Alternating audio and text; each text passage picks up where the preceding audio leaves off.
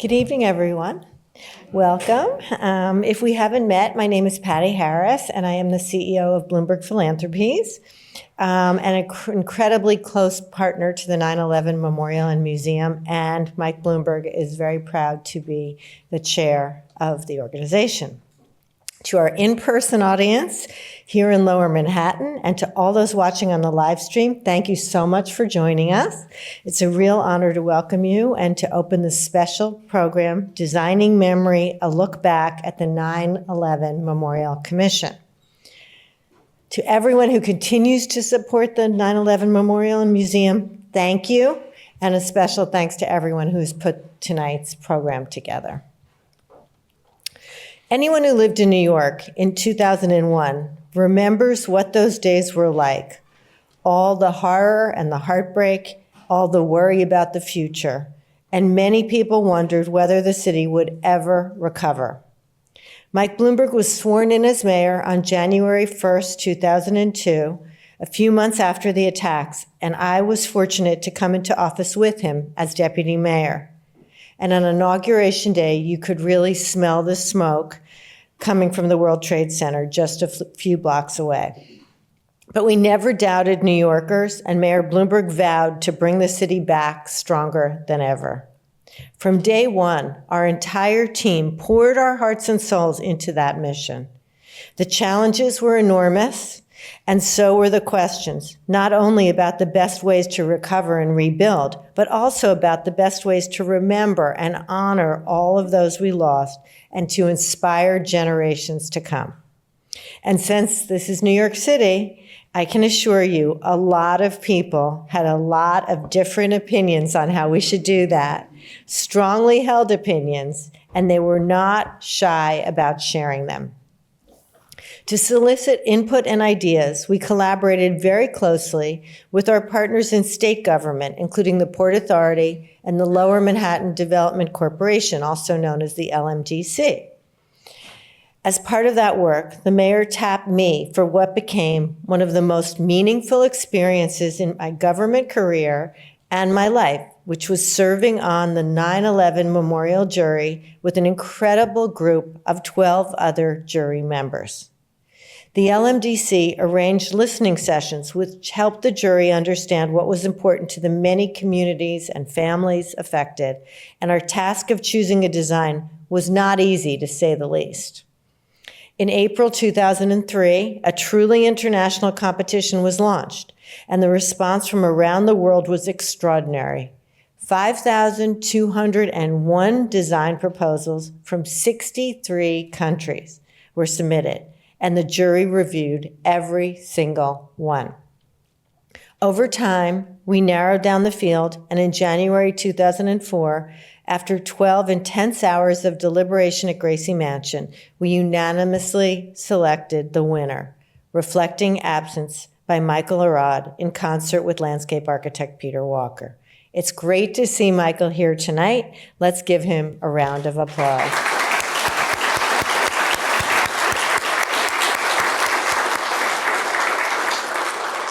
This evening, we'll hear some of the stories that went on behind the scenes as we came to a decision.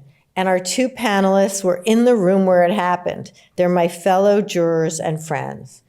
9/11 family member and longtime trustee on the Memorial Museum Board, Paula Berry, and James Young, distinguished professor emeritus at the University of Massachusetts in Amherst, who has written widely on public art memorials and national memory. Leading the conversation is someone whose knowledge of the site and the stories of 9/11 is unmatched, the museum's chief curator, Jan Ramirez.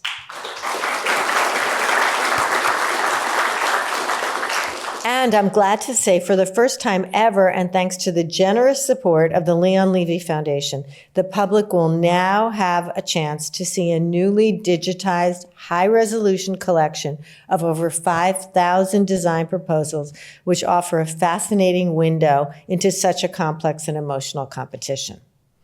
During the selection process, the jury truly became a family, and we cared incredibly deeply about finding the best memorial to honor those we lost. Paula and James, thank you for taking part in tonight's conversation and for your friendship. And Jan, thank you for leading what I know will be a really fascinating conversation. Let's give them all a warm round of applause.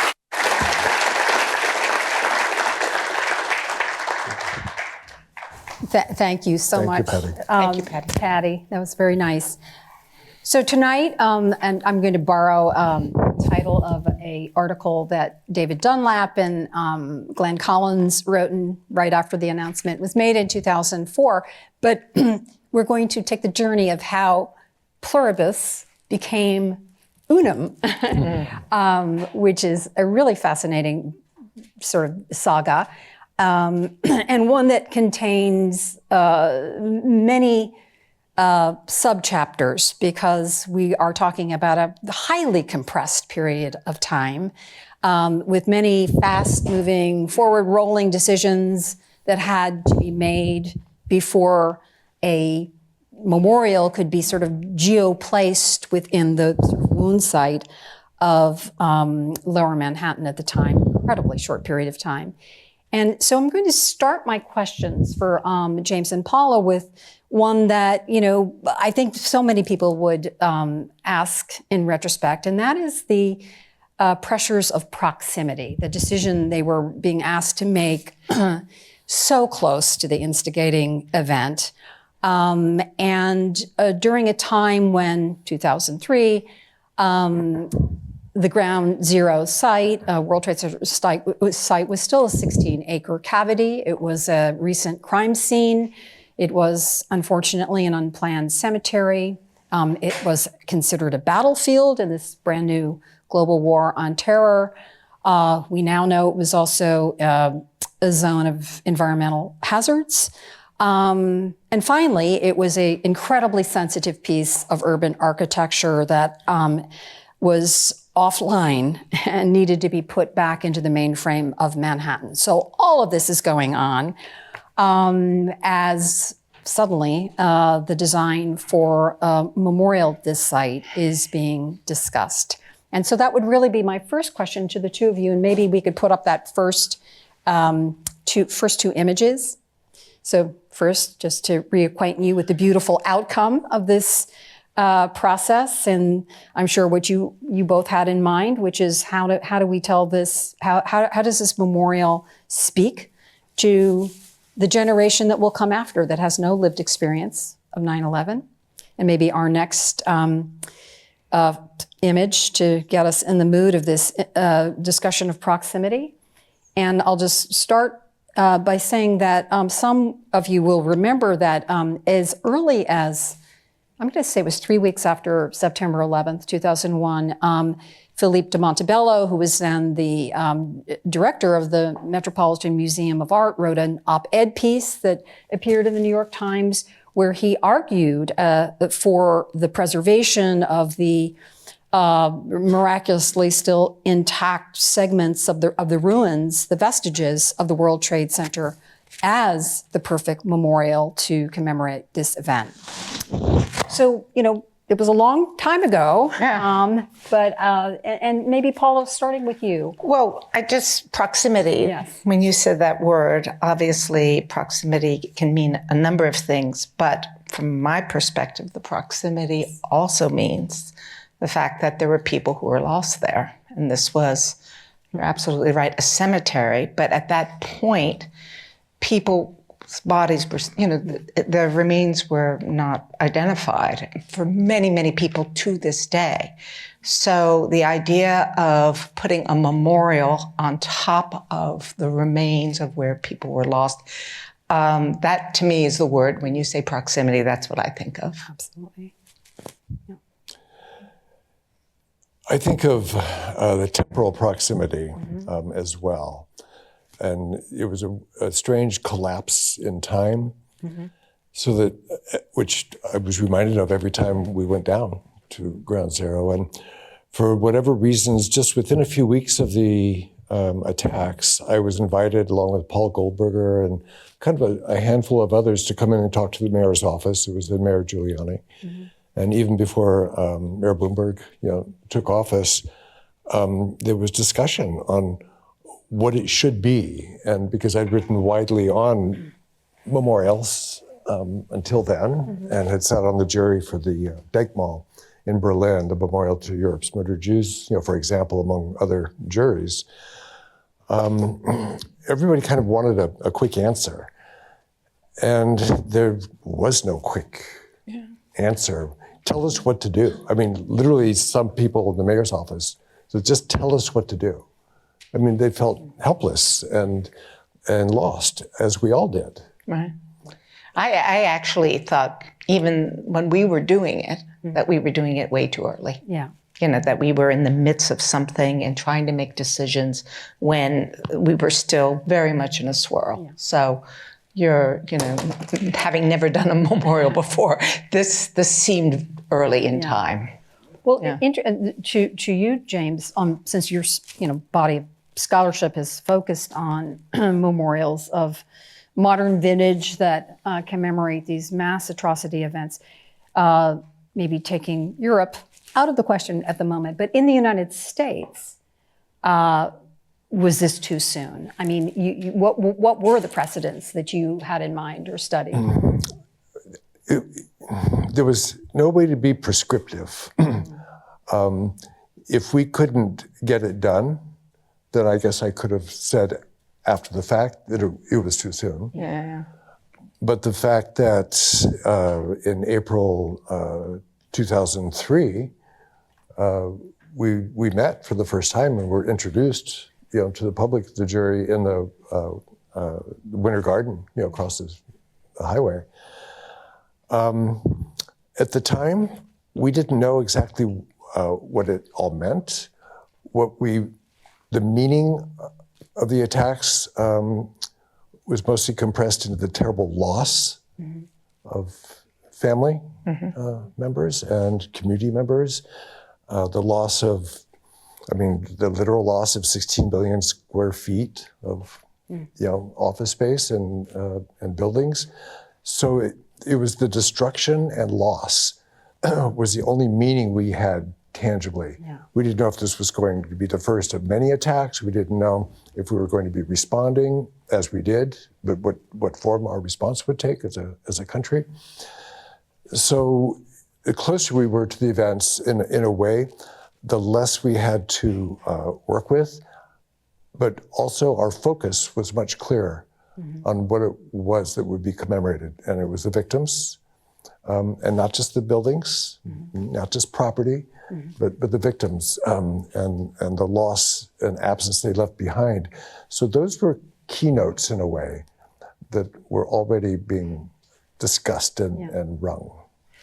So you bring up something really interesting when you mentioned the Winter Garden, which I think we may have a picture of. We'll get to it in a second. But the other thing about the grieving process that I recall living in New York at the time was there was this phenomenal counterbalance that began to emerge of compassion in the form of creativity. And I'm thinking of it felt unprecedented, but in many myriad ways, the public was invited to engage in the process of imagining, opining about, and dialoguing about what should replace, the World Trade Center site, the form of the memorial, what the World Trade Center's sort of rebuilding could give back to the city. And I thought maybe if we look at our next slide or two, we might reflect on this. This is the Listening to the City event, which was one of many, many opportunities that the City of New York arranged and the LMTC arranged for we, Vox Populi, to meet in this cacophony of democracy to share our at the Javits Center, to share our ideas with one another. But there were many other formats and workshops. We have, I think, just another slide. They may look familiar to some of you who engaged with them. the Imagine New York, New York New Visions.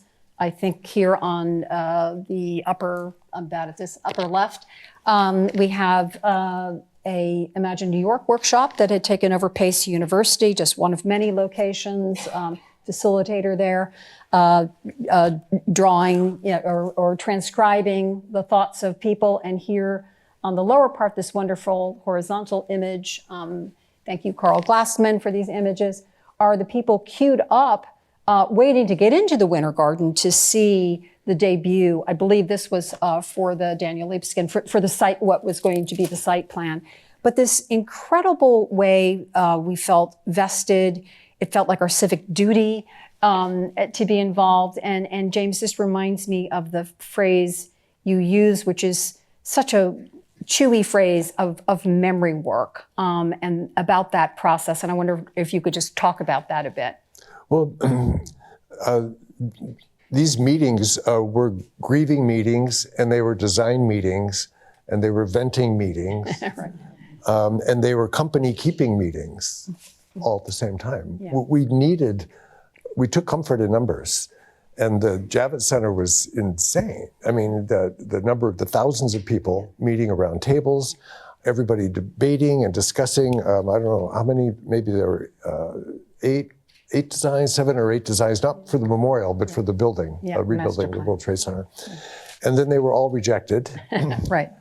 Mayor Blinder Bell had the none of the above, kind of the right. winning one, but then it was rejected. And then they went back and back to the drawing table and had new designs with the 2 finalists, Libeskind and then the Think team. Yeah. 2 pretty amazing designs.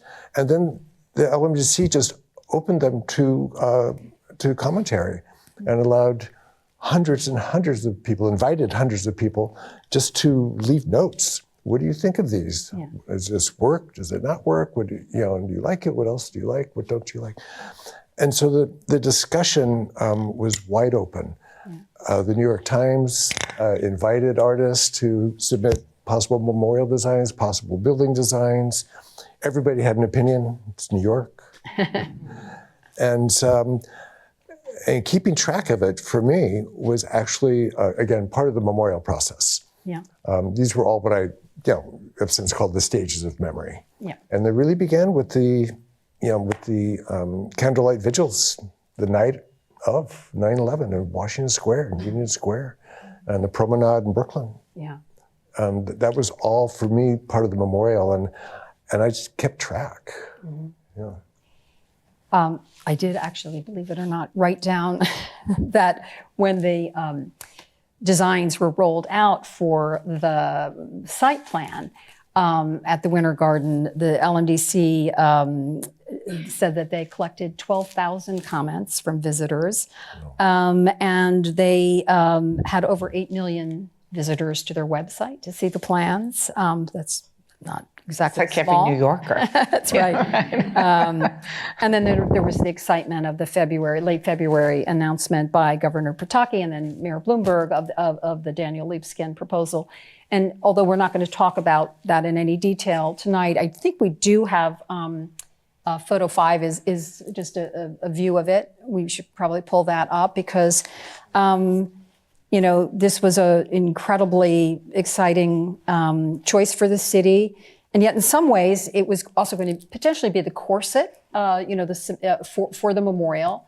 And I was wondering, James, because I think you may have written about this, what the thinking was about, having a site plan versus a future memorial design. Well, I think it is public knowledge that the family members love the Libeskind design much more than the Think Team design. Kind of the cultural community and architectural community, I think, favored the Think design, Frederick Schwartz and Raphael Vignoli's beautiful design, but the family members felt it was skeletal and reminded them of death. Interesting. And Governor Pataki kind of made the executive decision, and he listened to the family members. And I'm glad to say that as one of the jurors, we also listened to our family member, Paula. Oh, yeah. I mean, I can't. No pressure, Paula. No pressure at all. No. And we both wanted to kind of protect her on the one hand, but we were always wanting to know what she thought before we proceeded. Right. At that time, entirely different now, but back then, the family members their voices were being listened to, huge. And, we were talking about this. I felt quite uncomfortable being the only family member on this jury. And I remember I said no at first because at that, there was no way that one person could represent all the various voices and all the different families. So they had to convince me that I was there, and I was there not to represent necessarily the families, but just to be a family member and to respond as a family member would. So that was a relief. And then again, I then just had to operate with my own gut and response to these things. This is perfect The segue designs. to go back in time just as one step, which was, again, before the memorial, there needed to be a memorial mission statement written. Yeah. And you had been on the Family Advisory Committee. And I just wondered if you could talk, who was on the on families, but the diversity of people. It was a wide range of family members on the and the advisory. And the advisory committee had a lot of clout out there, but there was certainly people represented for the Cantor families. Edie Lutnick was on it, and I can't remember everyone, but we met regularly. We would come down on the Family Advisory Council. We would come down to the site at the LMDC offices, which was pretty intense, and we would have these. It was a form of drama that it was really quite remarkable. And then there was a mission statement. And also that was a subgroup of the various advisory council members, and there were quite a number of them. And we labored over this mission statement. Each word was taken apart. Do we use the word murder? And there were people who, family, in the group, yes, we felt really comfortable using the word murder. So, the mission statement was created, and I believe that the mission statement accompanied the competition. And when the competition went out, it had the mission statement connected to it. So if you were a designer, you would have to have read this mission statement. Yeah.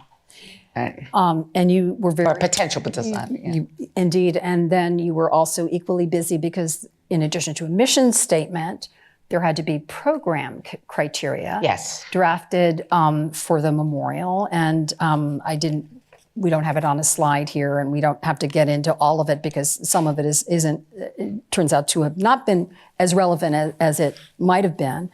But among the 5 guiding principles, the first was the recognition of each and every victim of the 2001 attacks, not just in New York, but also at the Pentagon and at the Western Pennsylvania Flight 93 crash site, and the honoring of the victims of the the February 26, 1993 bombing.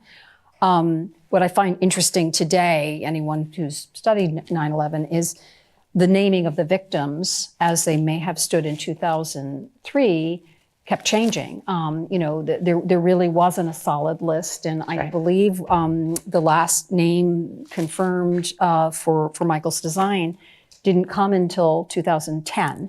So there was still, fluidity with that. And another one of the criteria, which I think is we will all see, is to make visible the footprints of the towers. And there was to be space provided for the contemplation, quiet visitation, place set aside, discreet from any museum or visitor center for the unclaimed, unidentified human remains, and then an area for families and loved ones, which, by the way, we do have here at the 9/11 Museum in the form of a family room it's exclusive to the families. So there was a lot going on there. And indeed, these were codified and sent out to all of the people entering the competition But before there was a competition, there had to be the decision about the form of that competition. And my understanding is the form was not the same as the way submissions were invited and considered for the site plan, but there was a distinct sort of two-part format. And I wonder, James, if you could speak about that. Yeah, I mean, there was lots of discussion behind the scenes on whether there should be open and blind and anonymous. We, as jurors, wanted that. Maya Lin was on our jury, and as I try to remind everybody involved that if the Vietnam Veterans Memorial competition had not been a blind competition, there would be no Maya Lin Vietnam Veterans Memorial. The kind of the default approach to these competitions is often to invite requests for qualifications and then requests for proposals. Right. And so they go after the 25 most famous, celebrity architects and designers and artists, hoping to get something. Because when they open up to a blind competition, the most accomplished and famous celebrity artists and architects don't often submit because they don't want to be, they want their fame and notoriety to help them. And if they're in a pool with 5,200 other anonymous people, they realize that their chances are very slim. Right. And they go to a lot of trouble, to make these designs. So the two stages were, once the jury was chosen, and Anita Contini gets huge credit here, for having managed, this competition.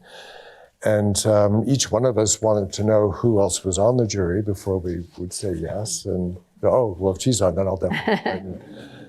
And with the first meeting, Anita and John Hatfield, who was like the assistant, manager for the competition, made very clear that there were going to be these listening sessions. Yeah. And at first, I think the jurors didn't know what to do with that. And they go, "What? You mean we're going to be lobbied?" No, you're just going to listen. And so they put us on a stage at the Tribeca Center for the Arts, and then we had 400 family members in the audience with microphones telling us their stories. Do you remember the fire department in gear came in for one of these listenings, and that was a little intimidating. They were coming, they came in with the full gear, intense. Right? So this was. And some wanted to tell us what to do, and some just told stories.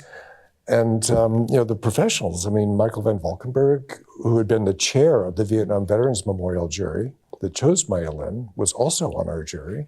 These were complete pros, and I think at first, everybody felt very uncomfortable. And then when we met, we said, just relax into it. Yeah. You're not going to remember everything. Take notes, free associate, listen to the stories, be informed. Don't be instructed, just be informed. And that was a place each one of us had to get to. Yeah. And I want to get to the main event, which is the naming of these 13 jurors, which is by far the most important point, for our conversation tonight. But just before we get there, going back to the sort of open democratic competition, the blind competition, we did look up at the guidelines. And when you think of this spectacular memorial that exists now for the nation and for the world, the requirements, if you wanted to join, was a non-refundable $25 fee. You did have to pay that. You had to submit a board on a single, unframed, vertically oriented piece of preferably foam core, 30 by 40 inches. It could not have any attachments to it, although we can tell you we have found our share of attachments. There was a unique registration number that became affixed. You can see some of them there, I think, at the top of the boards we have here. a barcode that you received once you had paid your $25 and filled out your registration form. So it was really that straightforward. But now let us get to the seating of the jury itself. And here is our jury. So there were 13 of you with a 14th honorary member, David Rockefeller. And I'm just so intrigued because although James makes tremendous sense as a choice, your choice was probably the one most heavily scrutinized, I would imagine, by all this huge peer of families. I agree. I don't know how I did it either. I kind of felt like Zelig at times, like in the middle of something. I agree. It was difficult, and I have to say that the jurors were attuned to me. I mean, like it was sort of when there was, a couple of them I remember that the design that were exceedingly charged, and I would have a reaction to it and, probably reacted unlike anyone else. And so I think, there was a role for me, certainly, but I really don't know how I got there. It was, yeah. Paula had to explain to us, she had to talk us down. She said, I'm not representing I had to do that. nearly 3,000 families. Right. Just get that through your head. That is true. I'm representing myself Right. to the best I can. Right. And So can you? But some of them, like Enrique Norton is a world-renowned architect, and Michael von Valkenburg, same in landscape architecture. Maya Lin, obviously. Vartan Gregorian was the head of Carnegie at that time, was that right? And he actually ultimately became the chairman of the jury. And it wasn't clear that we needed one, but as we began to meet, it became very clear that we needed someone who was sort of holding it out. You want to take some of these over? When Vartan spoke, everybody listened. Yeah, yes, that's right, yeah. Lowry, who's Lowry. museum Mike director. McEwen had been a deputy governor. Julie Manen, who's now a city council person, and she member sort of played the role of downtown. Yeah. Right. She was head of Community Board 1. Downtown. So she was down. Ground Martin Zero. Purrier, an amazing sculptor. Martin Purrier A is lot of art. Amazing sculptor. Yeah. Who already has pieces down on the Battery. Right. Yeah. There's James Young. More like The memorialist or You're the memorialist. historian, but after Right. Maya Lin, right. the designer of Susie. what might be our greatest. And Susie War Friedman, memorial. who was the head of public arts. Right. And then Nancy Rosen, also another art Amazing art consultant. consultant. Right. But Susan was head of the Public Art Fund, founding it really. And we had sat together on a jury for the Andy Goldsworthy design at the Museum of Jewish Heritage, the Garden of Stones, Yeah. just 2 years before this. So that was before 9/11. We actually got to know each other pretty well from that jury. So I think before we get to the question everyone wants to really ask, which is, what did you eat? What did you drink? How did you possibly stay awake for all of this? I wanted to also give a shout out. I don't know if Anita Contini is here, but I really feel for the incredible support that the LMDC team and their key consultants played to you guys, because I was just beginning to think what had to happen so that you could do your work. I mean, the entries had to be tracked. They had to be vetted if they, were the right size, et cetera, et cetera. They had to be secured. We can go to the next slide, I think. A spot had to be arranged in New York City for their mailing that had to be discreet. So there was that component. A confidential viewing place had to be found. And I think I read in your book, James, that you were even given the advice, please don't come together as a group, walk around the block. We were told to. Because the reporters were probably following you all. And I'm right in thinking it was on Lower Broadway. Is that where you? It moved around. It moved around. We had more than one location.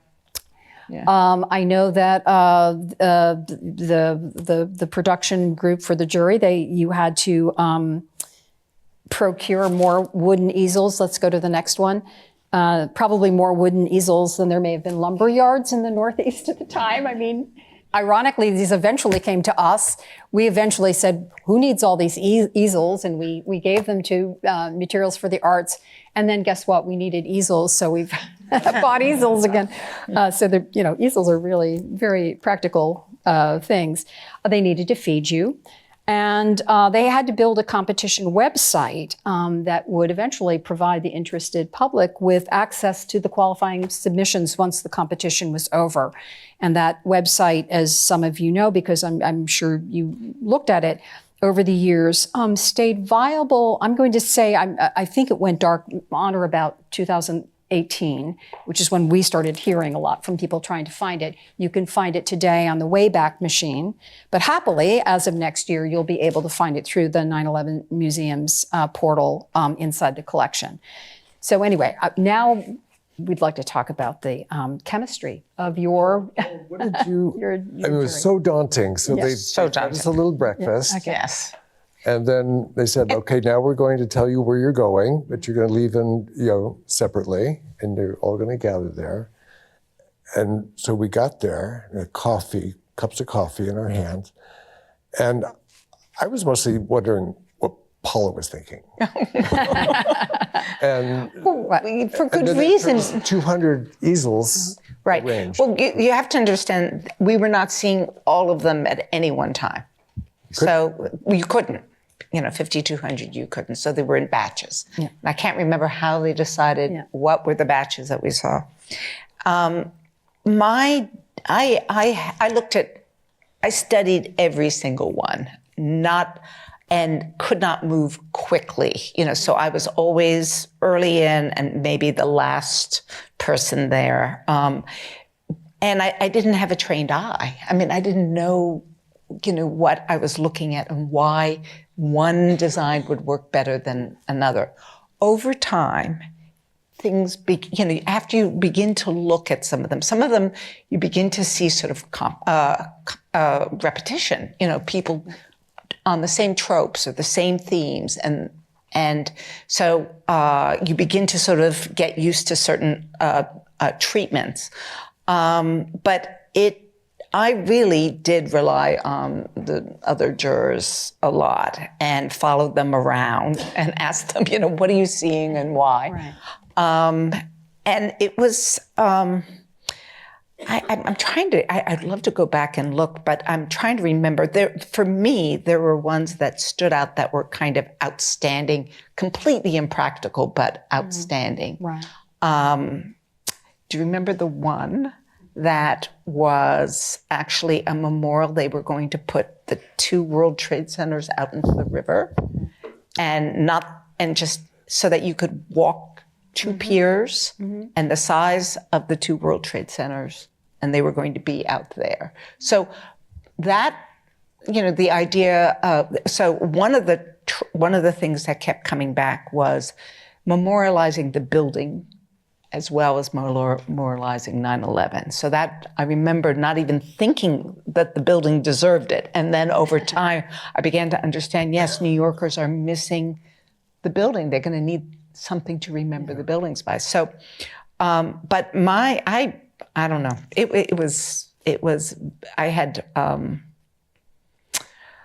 I had to follow certain people around often.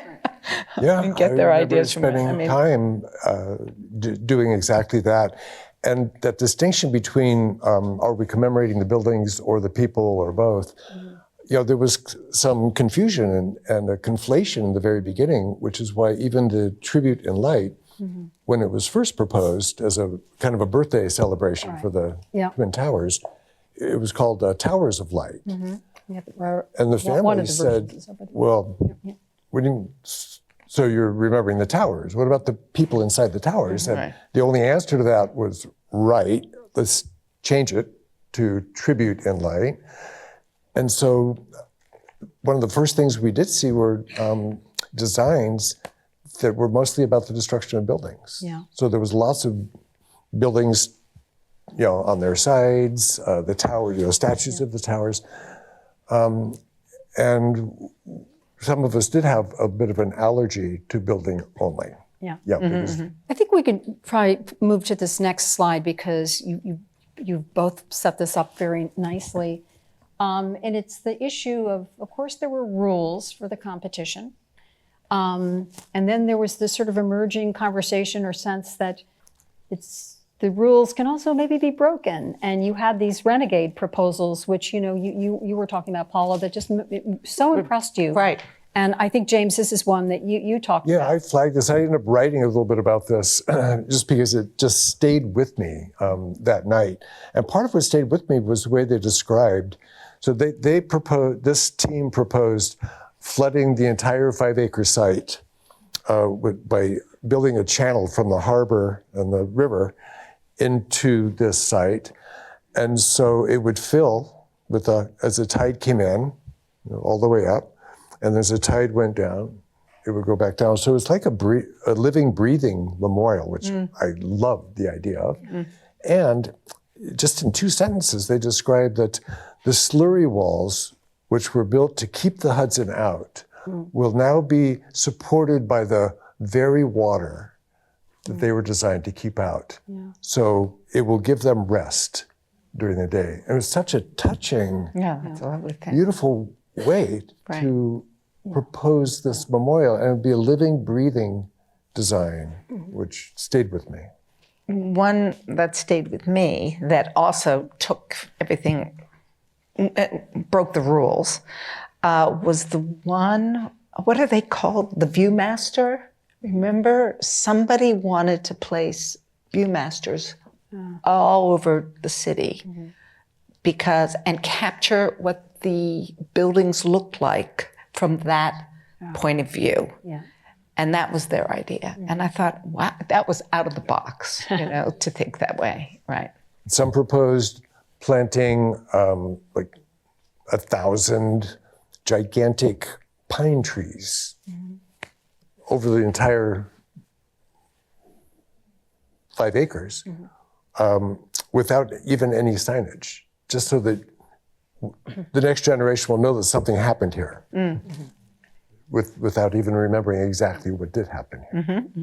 And as you were going through, the 5,201, and you had, my understanding was you used stickers. So there were stickers that help you color kind of stickers, winnow, right, and, yes. keep you on track and keep different viewing teams on track.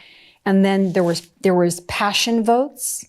Which sounded very intriguing. That allowed you to, stay with a particular proposal And have it keep surface, right? Exactly. And then, James, in your book, you talk about the sort of breakthrough with the jury of categorizing the proposals into, I think, was it 7 or 8 different categories? Yeah, like these 7 categories, but the passion vote was really important. Yeah. Can you talk about that? Maya talked about the Vietnam Veterans Memorial. Basically, her design was forwarded through each round by a single juror's passion vote until the rest of the jury caught up with what that juror loved about it.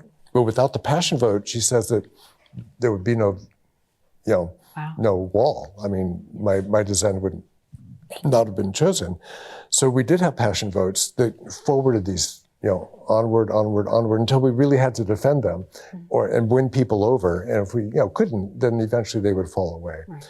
But we were trying to figure out generically and formally, how do we organize what we have here? And maybe, so I think all of us, we sat down and thought thematically, and we came up with these categories, one being orchards, forests, and gardens, one being light rods, light columns, and fields of light, the other being reflecting pools, flooded areas, and water, another being monoliths, sculptures, symbolic towers, another being mounds of earth, earthworks, waving topographies, The other being off-site designs, walking tours, tops of buildings in the harbor, such as the buildings, Right. on their sides in the harbor, and the others being rotundas, canopies, and buildings.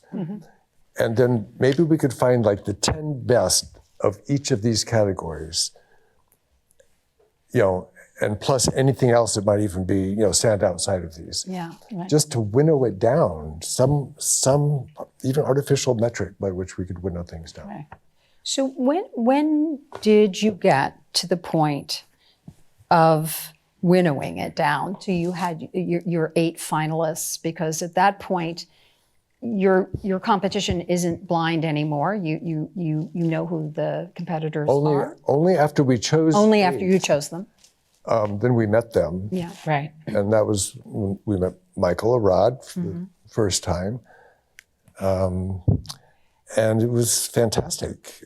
Michael came in and he brought these amazing drawings that he'd made within weeks of the attacks. A water table he had built on the roof of his own building from which he watched the buildings collapse, which were the kind of the prototypes for this, even though he had proposed in his first memorial thought doing this in the harbor, near Battery Park City. Before we get away, there was something that actually was a relief at some point, because a number of the designs were very literal, not abstract at all, really wanted to tell the story of the day. And to some degree, we felt a responsibility that the story of the day has to be told in some way. But then it became clear that there would most likely be space for a memorial, a museum, to have a museum. And then that became a relief, because it meant, okay, the story of the day, we'll take care of that at the museum. So I think at that point, we began to entertain more abstract designs. So that was a turning point. Yeah. Yeah.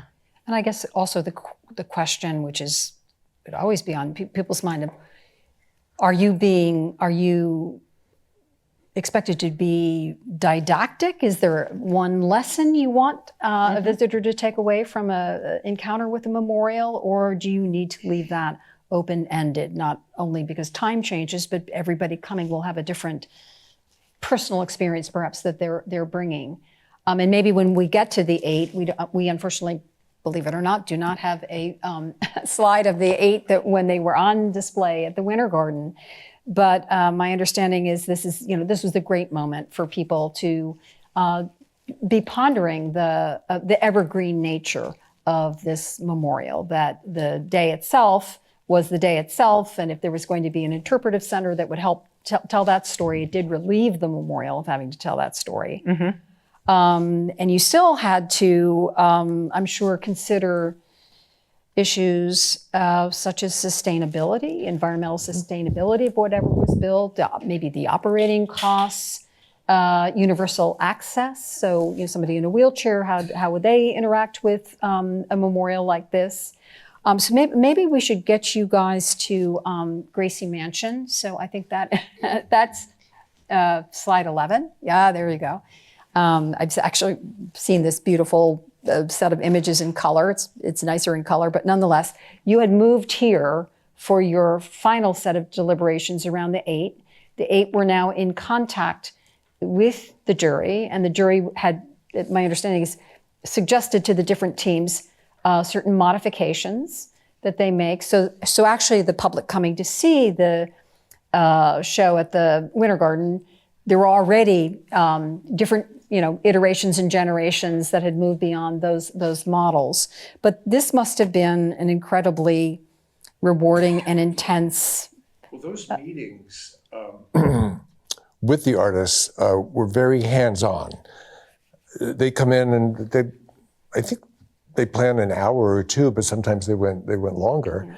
And the guys named Maya Lin and Michael Van Valkenburg and Enrique Norton, kind of the architects, were very interventionist, and they had very clear wants.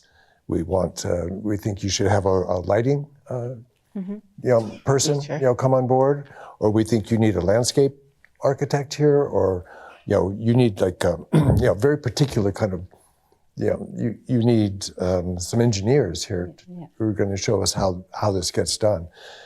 And they took the final 8, all modified their designs so that they were far ahead of what the public already knew. So the public was still Let's go looking to at the photo originals. 12 if we can, because I think this is where we're going to talk about these modifications. Right. I mean, Michael Arata is here. He knows best exactly What he went through. what he went through, how he went from the first board to the end result with his work with Peter Walker. But we loved. I mean, and we loved parts of this that ended up being impossible to engineer. Right. For all kinds of structural reasons.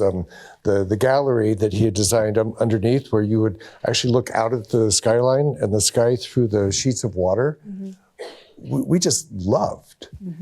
And then I think it broke everybody's heart when finally engineers and nope, there's not going to be any room under there for that. We've got to put in the chiller plants and everything else we're doing here. So you got down from the Gracie Mansion deliberations. My understanding is you went from 8 to 3 to finally 2. And so how quickly between the two did the 2 become 1? Was it a few days? Was it a few hours? Few days. My memory is at least a couple days, because I remember sleeping on it, right?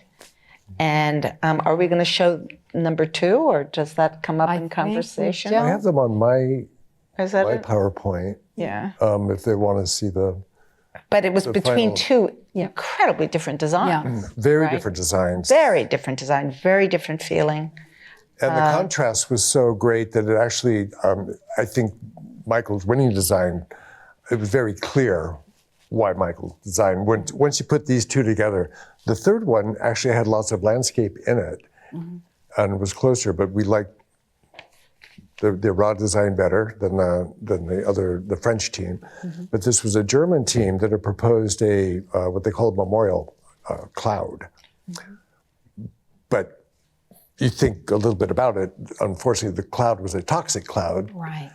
And to commemorate that, even in a beautiful and spectacular design, made me a little queasy, and most of the jury a little queasy once we pointed that out. Yeah. Right. I mean, I slept on these 2 designs, and for me, the cloud was the glass. This was the glass half empty. Yeah. And the cloud was the glass full. So the cloud, you literally look up. It has a sense of hope. It was light. Yeah. And this was the glass half empty with the voids. And this seemed so much more appropriate particularly at the time. But I did not understand it. For me, I gravitated towards Michael's design almost immediately. It was, it spoke on so many levels, but the fact that it was not a happy, uplifting place made sense. It also, without a doubt, and this was quite important to me, there was no doubt about it that something very significant happened in this spot, and it is a somber and very, very somber, sacred spot. So that was, Maya Lynn gave it just wonderful language. Yes. Too. She was, she fought hard on behalf of this design as well. She could talk about the water falling, the towers falling, the gravity pulling it all down, the second void. And then I would talk about the regeneration of life found in the trees, how the trees arranged in this abacus grid would look like nice, even, neat rows looking east to west. Maybe slide 18. I can see that you're getting itchy to have questions answered, but if we go So to you can 18, see there you can the see. grid from east to west, nice, neat rows, but then looking at it from north or south, it looks like a random grove of trees. So you have both the nature and the grid, and it's editable from all sides. So water is a sign of life. Loss is remembered with loss. Life is remembered with new life, and then regenerating life. So all those elements there, and not even to literalize them, but to keep them all afloat in your mind at once. We were convinced. I mean, when we finally got there, it was near unanimous. Maybe we can go to 16, if you don't mind. There. So here you have your void, the footprints, the double void, the unbelievably So beautiful, powerful. magnificent white families in particular. And visitors have learned to festoon the names with fresh flowers. And, it's this every time we have a names ceremony on September 11th. And Michael's notion of the names arranged in meaningful adjacencies, completely brilliant. Maya Lin had been kind of a pioneer on arranging names historically, so there's not like a telephone book. And here, Michael and Rod actually went out and they asked every single family what names they would like their loved one's name to be by. Yeah. I mean, they figured out the algorithm. Michael, if he can explain it in 30 seconds, maybe he can. But they found a way that every name is surrounded with the names that the family members wanted, surrounded by. Firefighters and rescuers are identified only by a precinct number or a ladder company number in order not to create a hierarchy of victims, but to note that many of the victims, hundreds, died coming to save people, died in their civic service, and it doesn't change their deaths or the meanings of their deaths, but it was important for family members whose service members had lost their lives to note it and not create a hierarchy of victims. It's different kind of it's a different kind of civic memory. Yeah. So I have a feeling we need to wrap for some questions, and I'm just going to, before we do that, beautiful quote, and I want to thank Leith for reminding me that it existed. And this was an article that also appeared in the New York Times the day the design of reflecting absence was first shown to the public. And it was the late architecture critic Herbert Muchamp, and he was, of course, commending the choice of reflecting absence and discussed its intrinsic merits. But he also took time to discuss the process through which it had come to be selected. And he said, and I'm quoting him, "Much has been said about the need for spirituality at ground zero. Secular creature that I am, I equate the sacred with integrity. And judged by this standard, the memorial competition was conducted on the side of the angels." So, nice way to thank you all for your service. Right.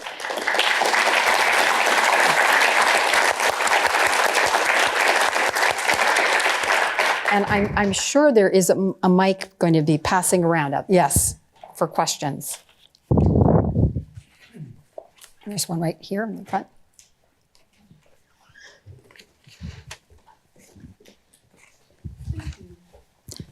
Good evening, and thank you so much for this fabulous presentation. I have a quick question for you. Can you remind me the name of the people on the pool? They are not by alphabetic order. The people who are in the North Tower or the South Tower, there is the North and the South pool, if I remember. So do the name are on the North pool from the North Tower, for example? Right. Okay, thank you so much. Right. The names are, James was speaking about it, meaningful adjacencies. Yes, the people who were lost in the North Tower, their names are there, and the South Tower, on the plains, they are in a cluster together. Mm-hmm. So in some way, the story of the day comes through. Mm. If you pay attention and look at where the names are, you can see where one plane flew in, which of the two towers it flew into, who were the rescue workers and the amount of rescue workers that came into the two buildings. You can see that too. So, yeah, they are there.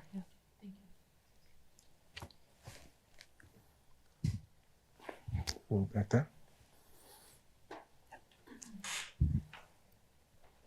Could you talk about how the Memorial Glade got added on years later, so long after the Memorial Plaza opened on its own?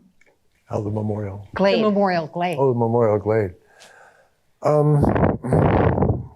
We were just talking about this before with Michael Arad, the designer who designed the Memorial Glade also. It became clear that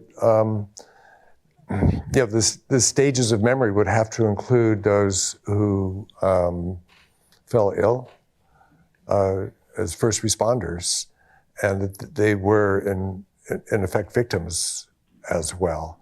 And so another layer of memory had to be added, and Michael Arad's design, kind of tectonic plates breaking up to remind us as we're either entering or leaving, the glade, that the victims of that day are still actually dying.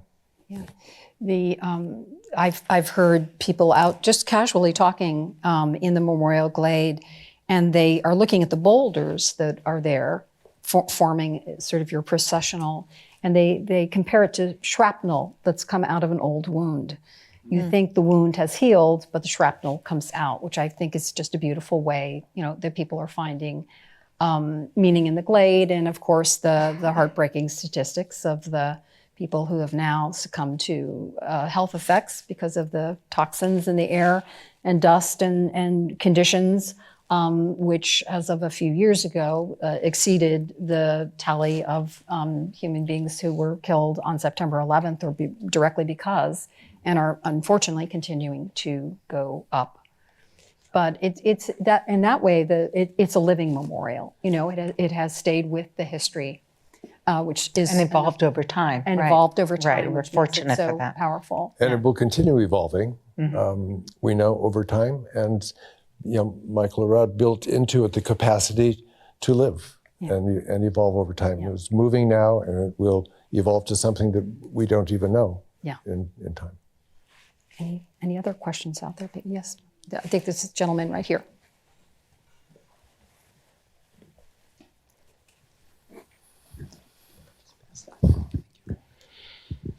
Thank you for being here. Paula, how did your personal loss inform your participation and your decision-making process in the jury? Well, let's see. My personal loss.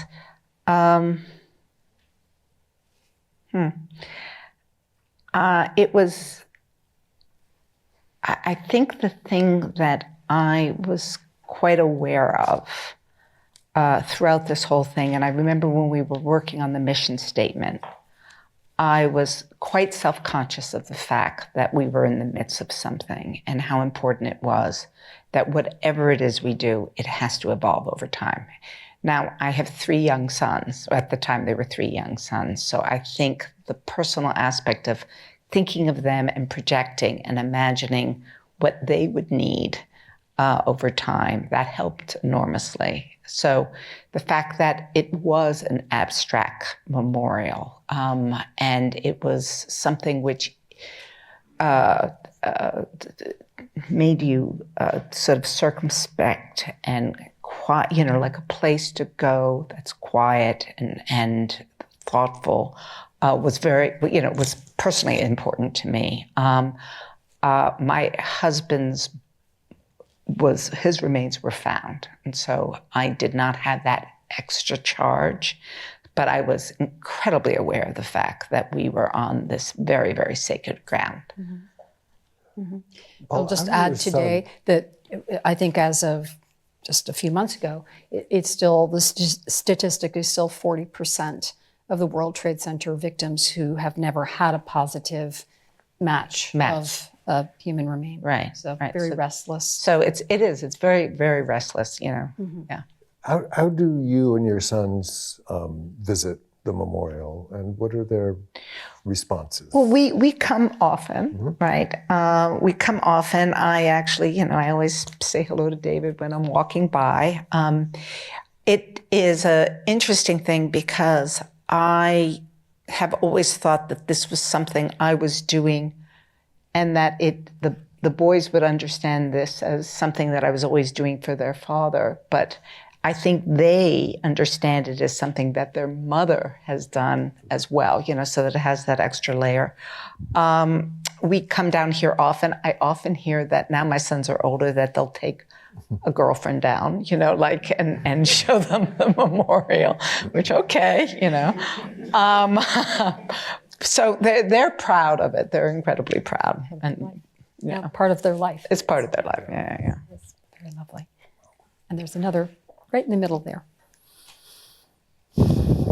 Yeah, sure. Okay, great. At what point was the museum location and design known time-wise as a juxtaposition to finalization of the memorial?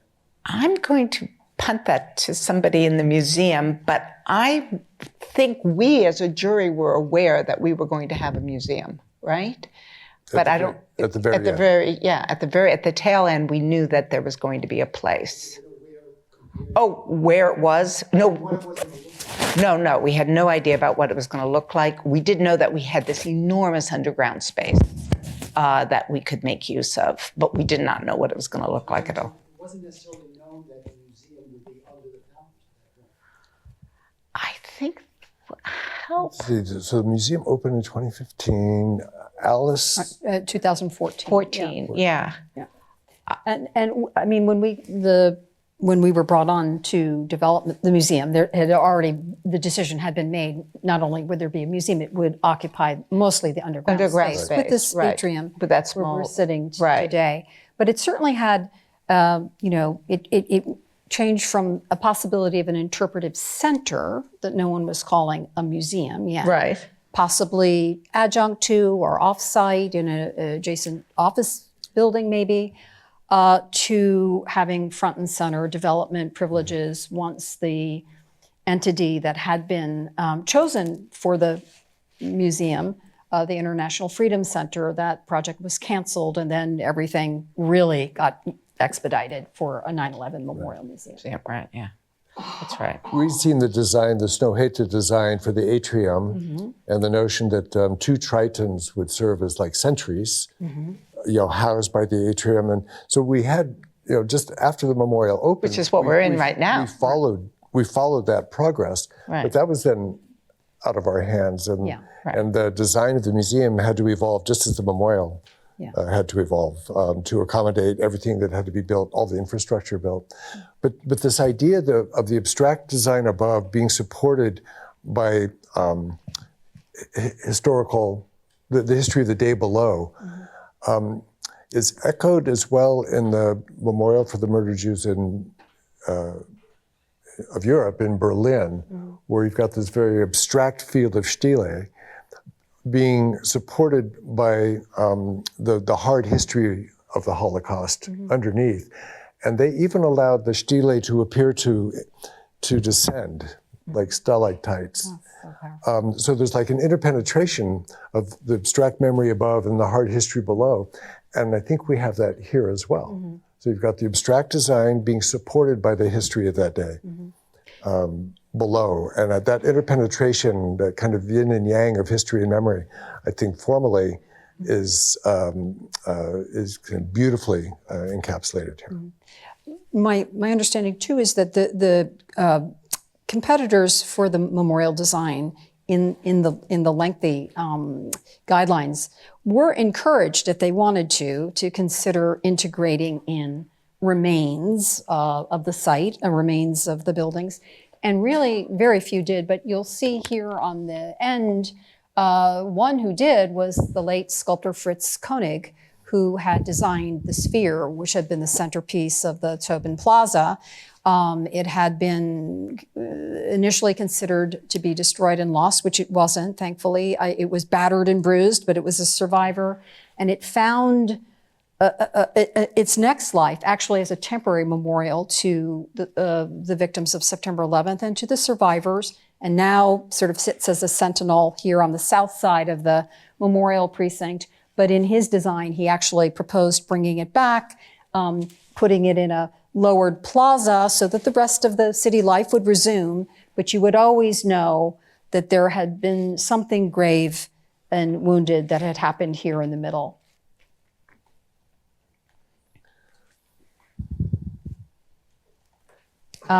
Sure. Yeah. We'll have time to answer questions after the program as well. Yeah. So what would you like us to do, Dolly? Should we wrap it up? We'll wrap up here, and then if you have other questions, we'll have time. Okay. Should we do, we'll do one question. One question. Right. So my understanding of the memorial is sort of permanently intertwined with the annual reading of names. So like the memorial beginning in oral form before physical form. And I was wondering sort of the process, like the process behind how like the annual reading of names began, and whether each of you sort of view the memory sort of beginning with that sort of communal sort of procession that is now remembered on both a local level but also a national level. Mm-hmm. I think Patty Harris could answer that question. It was Yeah, really Patty Harris and It started within the Bloomberg administration. the It started. Bloomberg administration designed that. So the very first memorial in 2002 had the reading of the names, and then everybody literally took a flower. Every family member could take a flower down and put it on the two kind of symbolic pools. It took a year for them to get down to bedrock, and it was all cleaned out within that year. And that was where that tradition began. So the individuals would be remembered. It was very clear that we were commemorating the victims and not just the buildings. So thank you all. And I mean, maybe some of us can stay for a little bit for anybody has questions. And I just wanted to show two books because I didn't give you your reading list yet. This is James's absolutely wonderful book, The Stages of Memory. We all read it here. It's sort of mandatory employment requirement. Chapter 1 is about the 9/11 Memorial Museum, and it goes on from there in a wonderful way to look at awful events and how they have been so sensitively commemorated. And this is Lester Levine's book, which came out at approximately the same time, called 9/11 Memorial Visions, and he was able to go and find, I'm going to say, as many as 300 or 400 of the individuals who had entered and their teams who had entered the competition, and really find out and write about their motivations and their experience. So they come together quite beautifully, and we highly recommend them to you. It's really great you came. Thank you.